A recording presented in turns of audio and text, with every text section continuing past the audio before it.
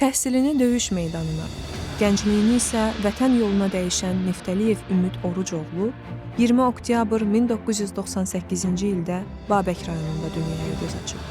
O, 2006-2015-ci illərdə Araz kənd Ümumi Orta Məktəbində orta təhsil alıb. Hələ yeniyetmə yaşlarından hərbiçi olmağı qarşısına məqsəd qoyan Ümid, 2015-ci ildə Heydər Əliyev adına hərbi liseyə qəbul olunub. 2017-ci ildə Heydər Əliyev adına Azərbaycan Ali Hərbi Məktəbinə daxil olan Ümid, vətənə xidmət andına sadiq qalaraq zabit olmaq yolunda inamla irəliləyib. Lakin 2020-ci ildə Vətən müharibəsi başlayan zaman təhsilini yarımçıq qoyaraq döyüşməyi seçib. Kursantlığının 4-cü ilində hərbi təhsilini müvəqqəti dayandıraraq kiçik leytenant rütbəsi ilə döyüşlərə qatılıb.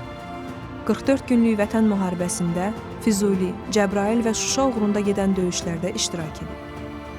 Döyüş meydanında göstərdiyi igidlik və şücaət onun xarakterinin ən parlaq təzahürü olub. Yaralansa da mübarizə əzmini itirməyib. Vətən müharibəsi zamanı göstərdiyi xidmətlərinə görə Azərbaycan Respublikası Prezidenti İlham Əliyevin sərəncamına əsasən Şuşanın azad olunmasına görə medalı ilə təltif olunub. O, həmçinin Vətən müharibəsi iştirakçısı medalına da layiq görülüb. Qələbədən sonra yenidən ali hərbi təhsilinə qayıdıb. Ali Hərbi Akademiyanı uğurla başa vuraraq leytenant rütbəsi alıb. İlk xidmət yeri Laçın rayonu olub. Lakin qəhrəmanların ömür yolu bəzən qısa olsa da, izləri uzun olur.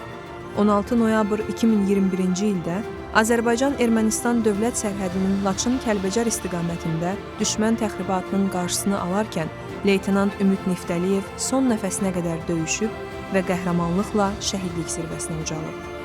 O, Babək rayonunun Nehrəm kənd qəbirstanlığında dəfn olunub. Azərbaycan Respublikasının Prezidenti İlham Əliyevin sərəncamına əsasən Niftəliyev Ümid Orucoğlu ölümündən sonra 3-cü dərəcəli rəşadət ordeni ilə təltif olunub.